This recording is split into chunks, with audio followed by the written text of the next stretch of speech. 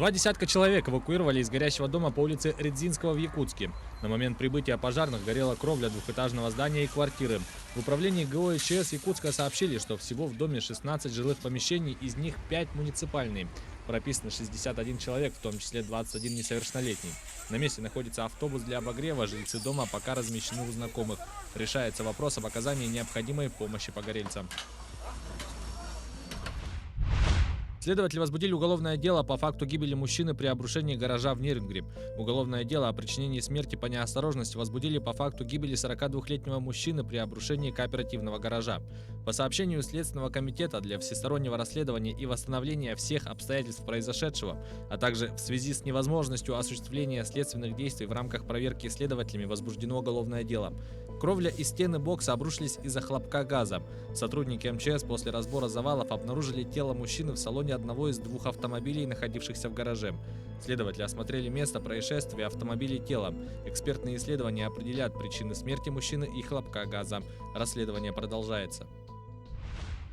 Также следователи проводят проверку по факту обнаружения фрагментов тела после пожара в селе Бердигистях Горного района Якутии.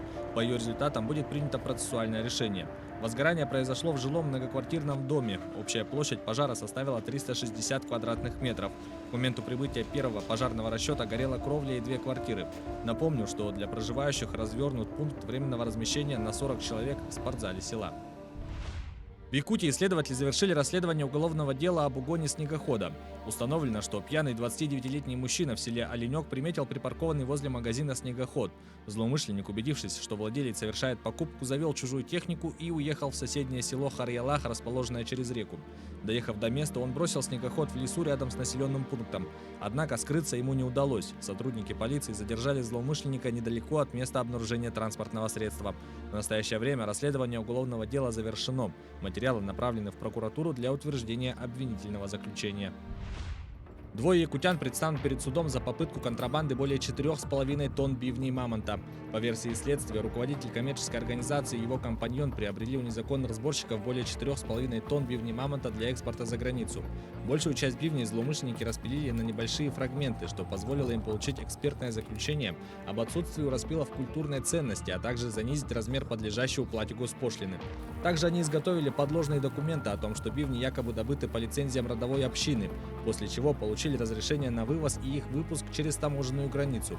Они были задержаны в Приморском крае. Отмечается, что всего злоумышленники попытались вывезти 26 полных ископаемых бивней мамонтов и 854 их фрагментов. Согласно выводам палеонтологической судебной экспертизы, все объекты являются редкими образцами фауны и представляют культурную ценность, а 14 целых экземпляров вследствие уникальности и хорошей сохранности имеют ценность уровня музейных экспонатов. Общая стоимость контрабандного груза составила 62 миллиона рублей. В их отношении возбудили уголовное дело. Мошенники похитили у 68-летней жительницы Хангаласского района Якутии более 130 тысяч рублей. Пострадавшая рассказала полицейским, что ей поступили звонки с незнакомых номеров. Сначала она игнорировала их, но звонки не прекращались, поэтому она решила ответить.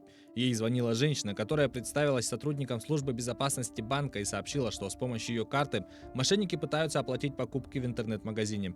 Мошенница убедила назвать номер банковской карты и трехзначный код для того, чтобы остановить мошеннические действия. Затем злоумышленница сказала, что ей нужно позвонить на горячую линию банка и назвать кодовое слово. После потерпевшая заметила СМС-уведомление о списании денег и только тогда, заподозрив неладное, обратилась на номер горячей линии банка. Специалисты, выслушав ее, сообщили, что она стала жертвой мошенников и заблокировали карту. Но дистанционные аферисты успели украсть более 130 тысяч рублей. Индийское метеорологическое управление в понедельник выпустило предупреждение о шторме, который, как ожидается, обрушится на южный штат Тамилнад и территорию Пудучерри в течение следующих 2 дней. В выходные над Бенгальским заливом сформировалась зона низкого давления, которая усилилась и превратилась в депрессию к востоку от полуострова Индостан. Циклон, неофициально получивший название Нивар, как ожидается, двинется на северо-запад и доберется до суши 25 ноября, сообщил руководитель метеослужбы в городе Ченнай. При прохождении циклона через прибрежную зону ожидается скорость ветра порядка 100-110 км в час, порывы до 120 км в час. Что касается моря, то оно будет неспокойным и очень бурным у побережья Тамилнада. Поэтому рыбакам рекомендуется не выходить в море до 25 ноября. Что касается Ченнаи и пригородных районов, то осадки там ожидаются 24 и 25 числа, а в некоторых регионах возможны очень сильные дожди. Сезон циклонов в Бенгальском заливе может длиться с апреля по декабрь. В 1999 году суперциклон в течение 30 часов терзал побережье индийского штата Ориса, став причиной гибели 10 тысяч человек. С тех пор технический прогресс помог синоптикам более точно отслеживать циклоны, давая властям больше времени на подготовку. Массовая эвакуация почти 1 миллиона человек спасла тысячи жизней 7 лет назад.